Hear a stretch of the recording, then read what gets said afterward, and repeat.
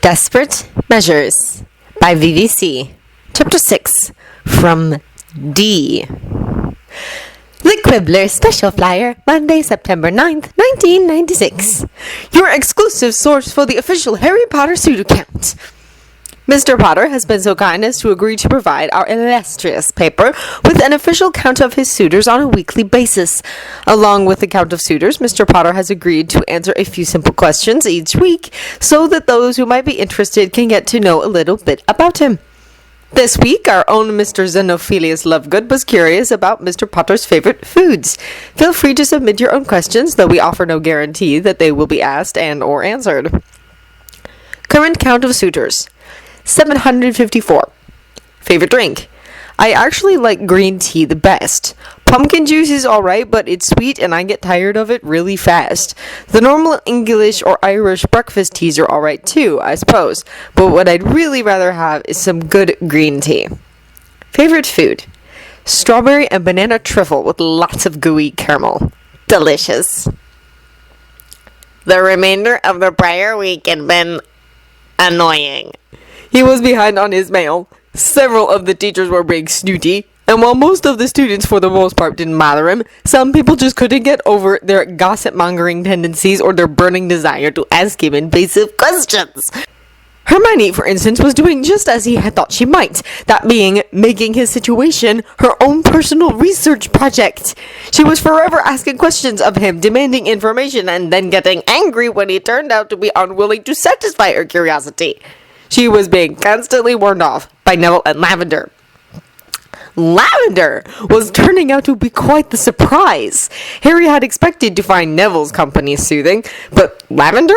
He had given it a great deal of thought on Saturday and had come to the conclusion that it might be because he knew that she was married, and happily so, to a somewhat wealthy older man that she adored.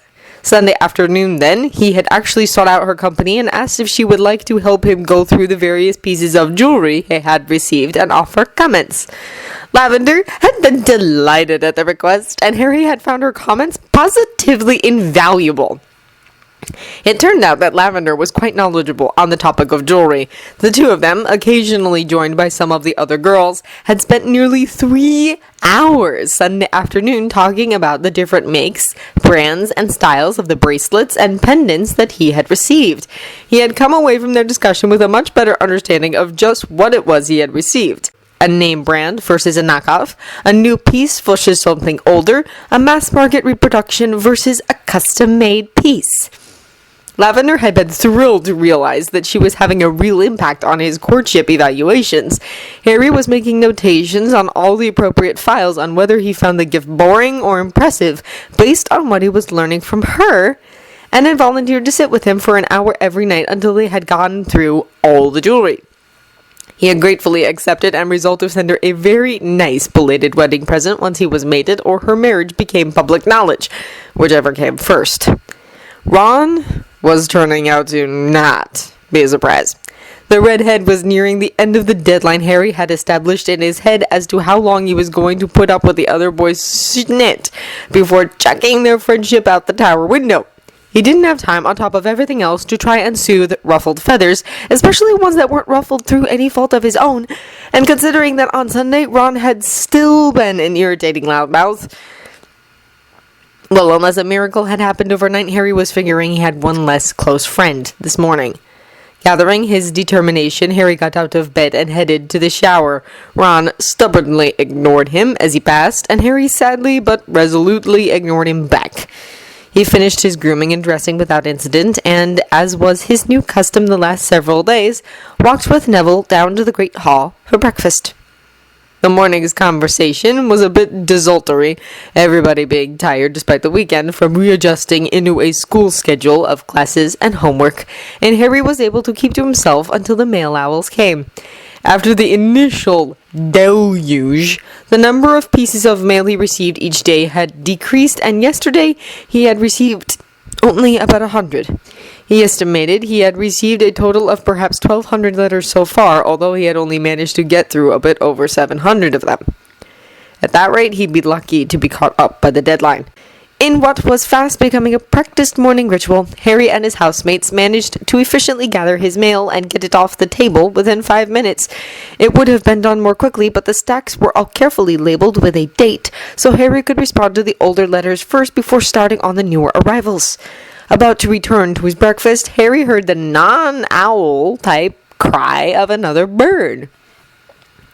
The entire school watched as a very large bird finished its circling and came down to land on the table directly in front of Harry with a heavy thump. The bird was large, easily 3 times the size of his own owl, and was quite striking, with bright yellow talons and beak, and an attractive combination of dark gray-brown and white feathers. He had never seen such a creature. "My goodness," Harry murmured. "What are you?" The bird tittered at him and held out one of its humongous claws, to which was attached a slightly bulky letter. Harry gently untied the letter and then gave the bird a piece of bacon. The bird twittered at him again, then bobbed its head a few times before it waddled and hopped its way to the edge of the table and spread its huge wings and took off. Harry watched the bird leap amusedly, wondering if the suitor actually owned it or was simply renting it. Either way, it was certainly impressive. He leaned back in his seat and opened the letter, the first one he had actually opened in the presence of the student body, and everyone avidly watched him for his reaction. The first thing Harry noticed was the beautiful and flowing script. What he wouldn't give to have handwriting like that. The letter started with a simple greeting, followed by an introduction and description of the bird that had delivered the letter. The next paragraph was a respectful request by the suitor to be allowed to pursue the courtship behind a mask of mystery. He wanted Harry to get to know the real him, and not the very necessary public persona, or be influenced by the opinions of the vague but ever-present them. As Harry could easily sympathize, he was inclined to grant the request, especially since the suitor planned to send regular letters so that Harry could get to know him.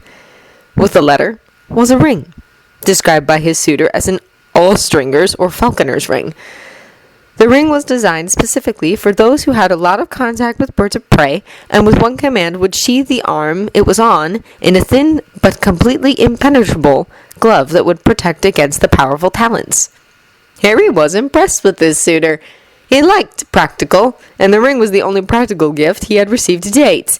And while the enchantment was advanced and the workmanship exquisite, it wasn't an obviously gaudy and expensive gift like some of the others.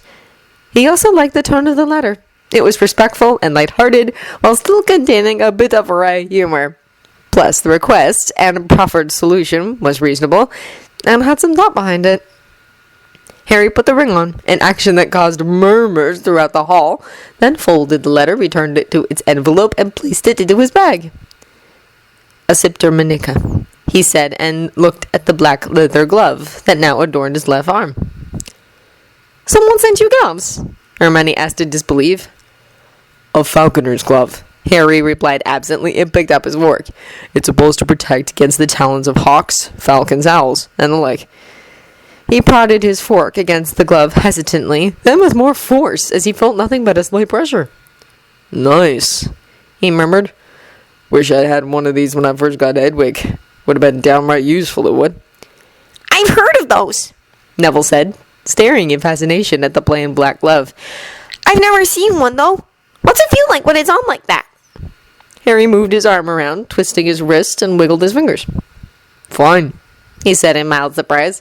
"It doesn't feel like I have anything heavier on than a pair of really lightweight gloves." "Who's it from?" Hermione asked curiously.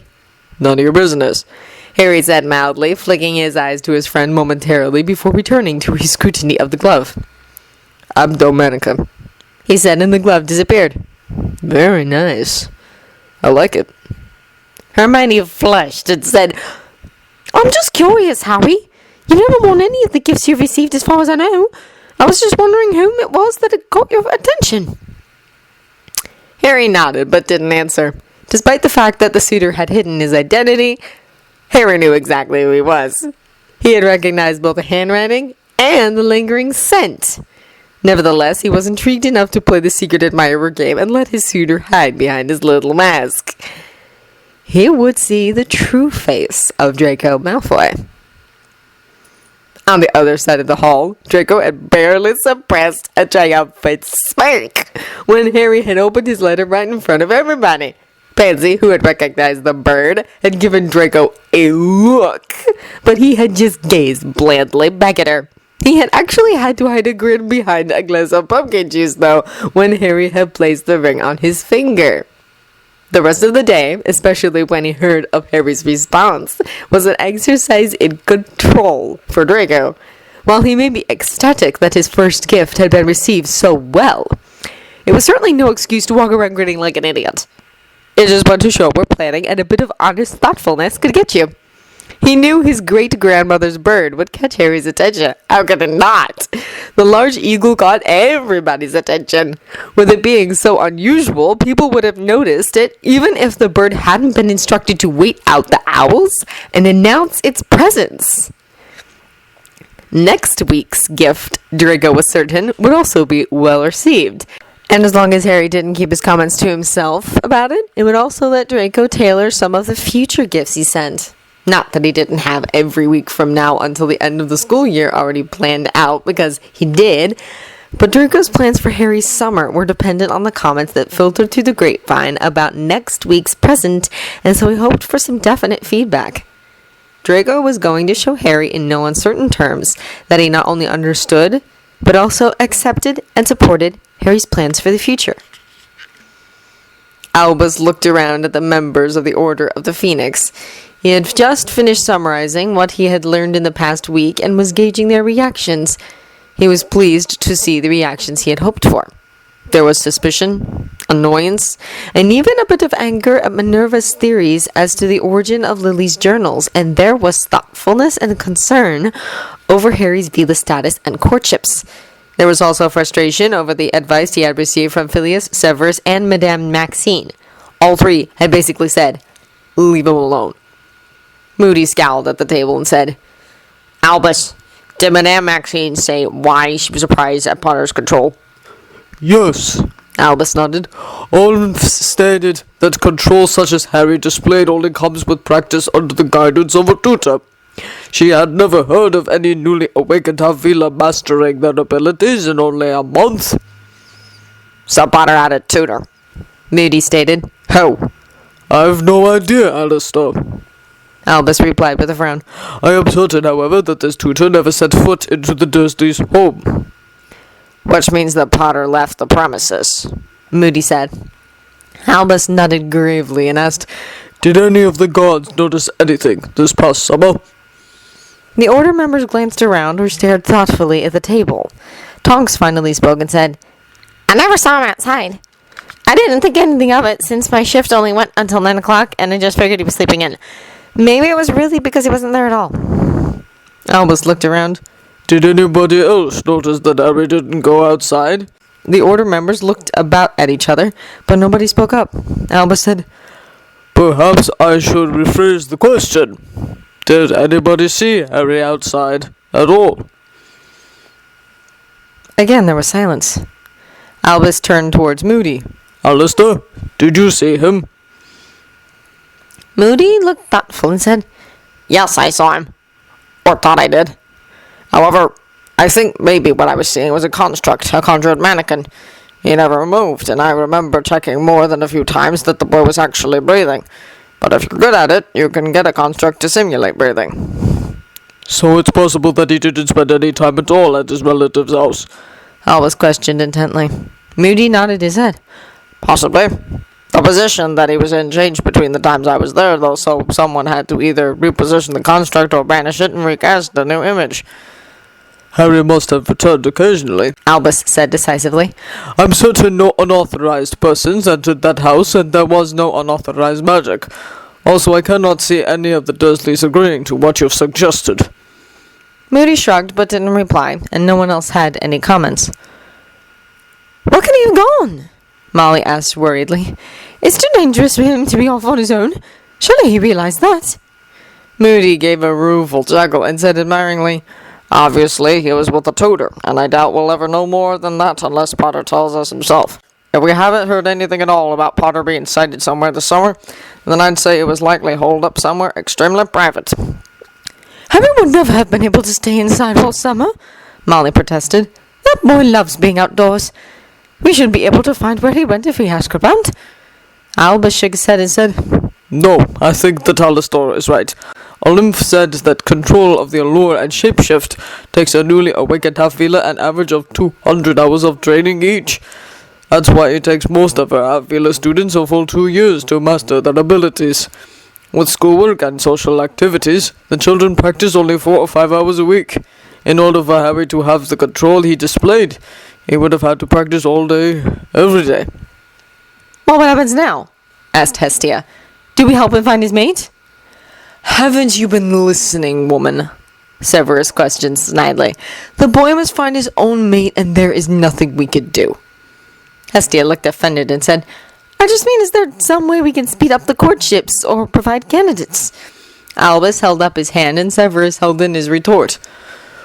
The only way we can influence his choice is by having somebody initiate a courtship. Albus paused for a moment and then said, I know it's unorthodox, but I'd like to ask the unattached males to enter the courtships. Well, that leaves me out, Elphius Dudge said among the surprised murmurs. I'm way too old. Albus nodded. True, but most of the others are within the age restriction. I admit to thinking that perhaps one of the Weasley boys would be the best match, but would like to hedge our bets. You're crazy if you think Harry won't see right through this, George said a bit angrily, ignoring his mother's calculating look as he finally realized just why he and his twin had been invited to this meeting. He's not stupid, you know. Perhaps, Albus said mildly. However, we need to take this opportunity to guide him on the correct path. A derisive voice came from a direction other than Severus. George is right. None of us has a chance. It would be a wasted effort, Bill Weasley said. Why is that? Albus asked. Harry will have a particular set of requirements laid out for what he wants in a mate. I wouldn't be surprised if one of those requirements was honesty. You know, not lying to him or hiding information, Bill said disgustedly. There was a short, uncomfortable silence until Albus asked, You are good friends with Fleur, correct? Can you give us any hints as to how to approach the courtships? Bill shook his head at the blatant dismissal, but answered nevertheless. Accept him for himself and not who you want him to be. And don't fail the tests. The Order spent the next half hour arguing and discussing, but in the end it was decided that all of the unattached males, except Severus, would enter the courtships. There were a total of 6 appropriately aged unattached males, in addition to the 4 Weasley sons, and all were to send a letter of intent within the next week. The 3 unattached males over the age limit were also going to send a letter of intent. The youngest Weasley males were vehemently against the plan until they received a pointed look from Bill, at which point they quelled all of their objections.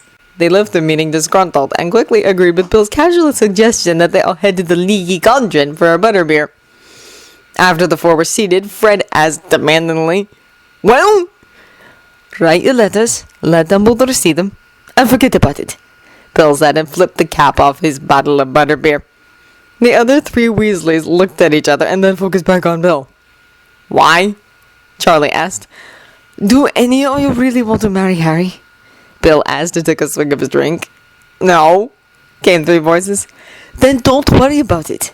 Don't deliberately throw your suit, but don't think for a moment that Harry won't notice your disinterest, Bill said and took another sip of his butterbeer. You never know. You might even fail one of his tests. Fred, George, and Charlie looked at Bill, looked at each other, nodded, and joined Bill in several rounds of butterbeer and casual conversation.